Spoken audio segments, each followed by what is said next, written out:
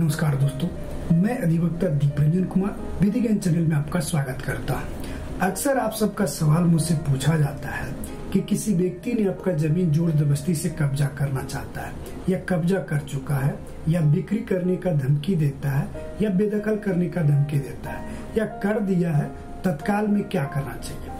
आइए इस वीडियो में समझते हैं। वीडियो पसंद आए तो दोस्तों लाइक कर देना और चैनल को सब्सक्राइब भी कर लेना। कोई व्यक्ति आपका जमीन जोर जबरदस्ती से कब्जा करना चाहता है या कब्जा कर चुका है या बिक्री करने का धमकी देता है या बेदखल करने का धमकी देता है या कर दिया है, तो सिविल कोर्ट में आपको इसका आवेदन करना होगा, यानी मुकदमा करना होगा। मुकदमे के साथ न्यायालय में निवेदन करना होगा कि विपक्षी से इसके लिए तत्काल राहत प्रदान किया जाए। किसी जमीन पर आपका अधिकार है, वहाँ सिविल प्रक्रिया संहिता 1908 के आदेश 39 नियम 1 तत्काल राहत हेतु उपाय है। दोस्तों, कानूनी कहावत है यूवे जूस यूवे रेमेडियम। इसका मतलब है जहाँ अधिकार है वहाँ उपाय है।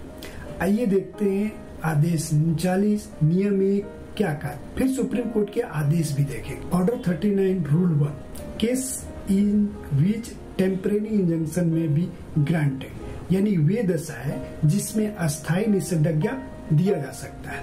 सबसे पहला कहता है that any property in dispute in a suit is in danger of being wasted, damaged or alienated by any property to suit or wrongfully sold in execution of a degree। और इसका हिंदी में मतलब हुआ, वाद में विवादग्रस्त किसी संपत्ति के बारे में यह खतरा है कि कोई पक्षकार नुकसान पहुंचाएगा, बिक्री कर देगा, या बी कहता है that the defendant threatens our intent to remove or dispose of his property with a view to defrauding his creditors, यानी परिवादी अपने कर्जदारों को कपट के दृष्टि से अपने संपत्ति को हटाने या बेचने की धमकी देता है या आस रखता है। इसके बाद सी कहता है, जो कि 1978 में संशोधन से जुड़ा है, that the defendant threatens to dispose the plaintiff or otherwise cause injury to the plaintiff in relation to any property in dispute in the suit, यानी प्रतिवादी वादी को विवादग्रस्त किसी संपत्ति से बेकब्जा करने, क्षति पहुंचाने की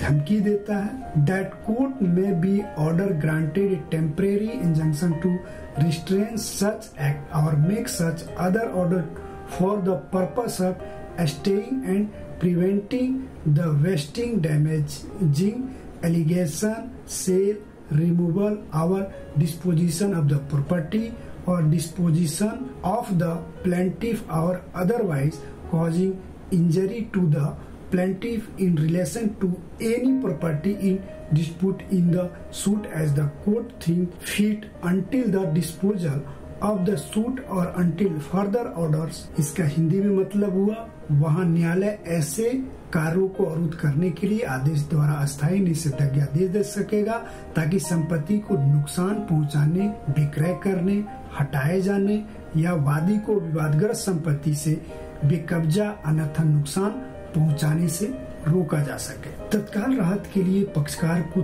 3 मुख्य आवश्यकताएं न्यायालय में साबित करना होता है, जो सुप्रीम कोर्ट ने दलपत कुमार एवं अन्य बनाम प्रहलाद सिंह में 3 मुख्य आवश्यकताएं बताई है। सबसे पहला है प्रथम दृष्टया मामला, प्राइम फेसिया केस होना चाहिए।